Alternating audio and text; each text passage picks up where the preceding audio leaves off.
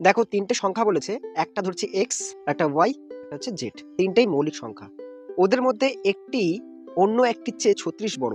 মনে করো এই জেডটা ওয়াই এর থেকে 36 বড়। প্রশ্ন অনুযায়ী কি লিখতে পারি?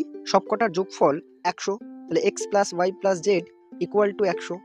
জেডটা কি ধরেছি? ওয়াই প্লাস 36, তাহলে ওয়াই প্লাস 36 লিখলাম জেডের জায়গায়, আর এখানে পড়ে আছে 100 পড়ে আছে। যোগ করো, তাহলে এক্স প্লাস 2y প্লাস 36টা উপরে গেলে মাইনাস 36, 100 থেকে 36 বাদ দিলে 64 হয়েছে। 64টা হচ্ছে ইভেন নাম্বার, জোড় সংখ্যা। 2y মানে হচ্ছে এই সংখ্যাটাও কি হবে? জোড় বা ইভেন সংখ্যা। এটাকেও আমাদের জোড় সংখ্যা হতে হবে, কারণ দুটো জোড় সংখ্যা যোগ করেই তারপরেই তো জোড় সংখ্যা পাওয়া যাবে। সবকটা যদি মৌলিক সংখ্যা হয়, একটা মাত্রই জোড় মৌলিক সংখ্যা আছে, সেটা হচ্ছে 2। মানে এক্স এর জায়গায় কত হতে হবে? এক্স এর জায়গায় 2 হতে হবে, কারণ জোড় না হলে এই যোগফলটা 64 জোড় আসবে না। তো এক্স এর জায়গায় কত বসাচ্ছি? 2 বসাচ্ছি, প্লাস 2y, এখানে কত আছে? 64, প্লাস 2টা ডান দিকে গেলে -2, মানে বিয়োগ করলে কত হবে? 64 থেকে 2 বাদ দিলে 62, দুইটা গুণ আছে ওপারে গেলে ভাগ, 62কে 2 দিয়ে ভাগ করলে 31, 31, মানে একটা সংখ্যা পেয়ে গেলাম 31।